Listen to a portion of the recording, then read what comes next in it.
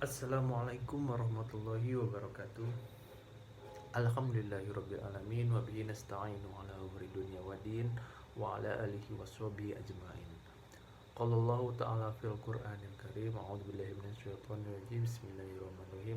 Rabbi shrah li sadri wa yassir li amri wa hlul 'uqdatam min lisani yafqahu qawli ajri wajru min amma ba'd. Tiada kata yang Tiada kata yang paling berarti selain kita panjatkan puji kehadirat Allah Rabbul Izzati.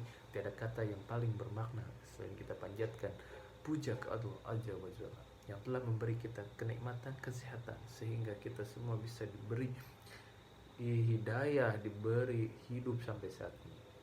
Salawat serta salam semoga selamanya terlimpah curahkan kepada junjungan kita Habib tertinggi Nabi Allah, Nabi besar Muhammad Sallallahu Alaihi Wasallam. Tidak lupa kepada keluarganya, kepada sahabatnya, dan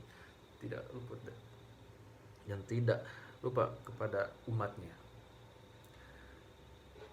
Pada pertemuan kali ini saya Encep Supriyadi, NIM 2018 04 343 dari program studi ilmu ekonomi, mengambil mata kuliah keuangan internasional.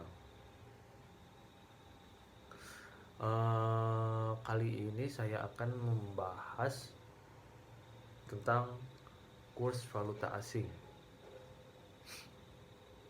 Mohon maaf bila ada kesalahan, saya juga masih belajar.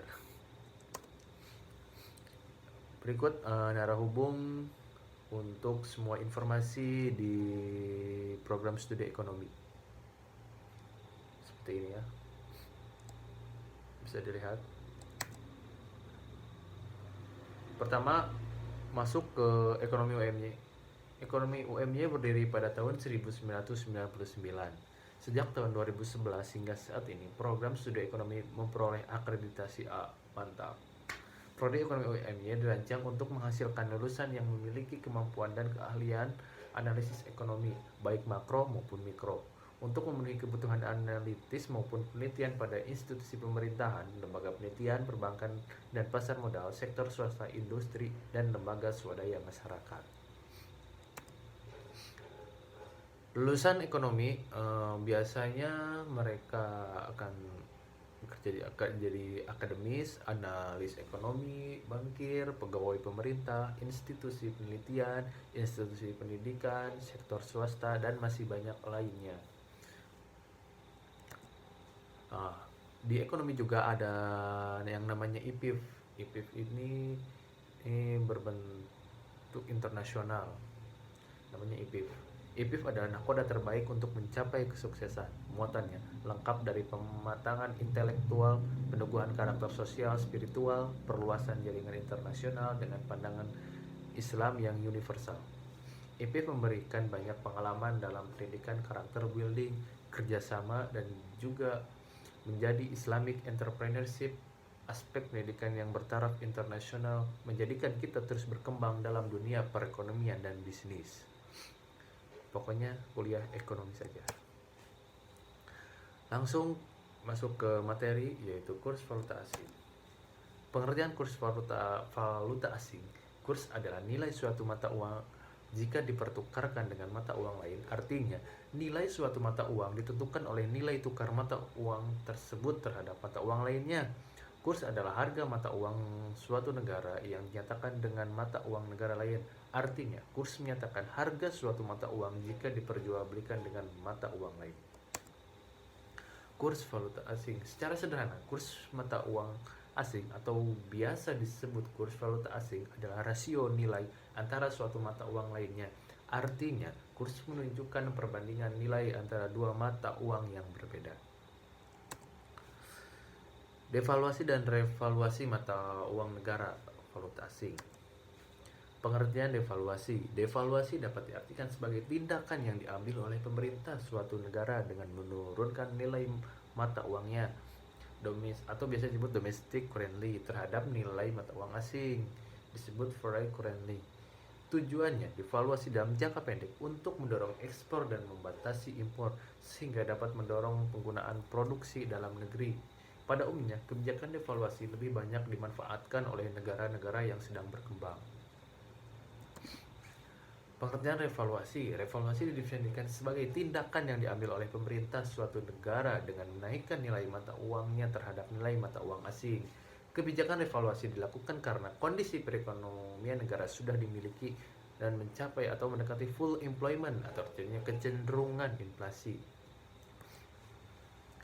Sejak diberlakukannya Bretton Woods System, kebijakan devaluasi dan revaluasi sudah sangat jarang dilakukan oleh negara anggota IMF. Hal ini, kebijakan devaluasi dan revaluasi dinilai suatu kebijakan yang tidak populer. Alasannya adalah negara yang defisit biasanya menolak melakukan devaluasi karena akan menunjukkan kelemahannya, sedangkan negara yang surplus akan terus mengakumulasi cadangan internasionalnya. Faktor-faktor yang mempengaruhi perubahan kurs. Ya, ada perubahan kurs ada dua. Yang pertama secara langsung dan secara tidak langsung. Yang secara langsung, permintaan falas. Yang pertama ya, permintaan falas akan ditentukan oleh import barang dan jasa ke dalam negeri dan ekspor modal dari dalam ke luar negeri.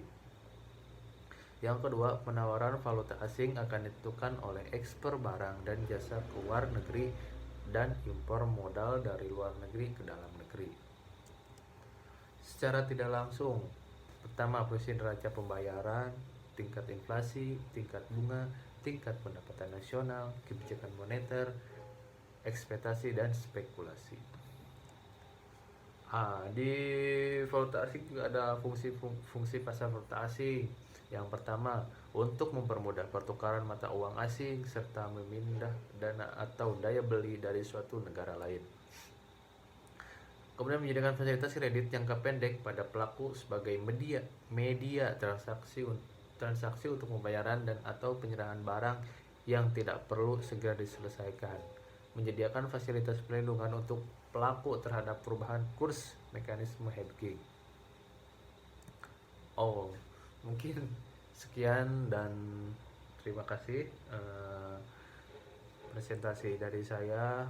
Sekiranya ada kesalahan, mohon maaf, karena kesalahan itu datangnya dari saya sendiri dan kebenaran itu datangnya dari Allah Subhanahu wa taala. Saya di sini juga masih belajar. Mungkin masih banyak sekali kesalahan.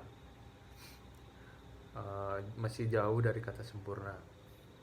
Sekiranya itu yang bisa saya sampaikan. Mohon maaf bila ada kesalahan. Unzur mangkola wala tanzur mangkola. Wassalamualaikum warahmatullahi wabarakatuh.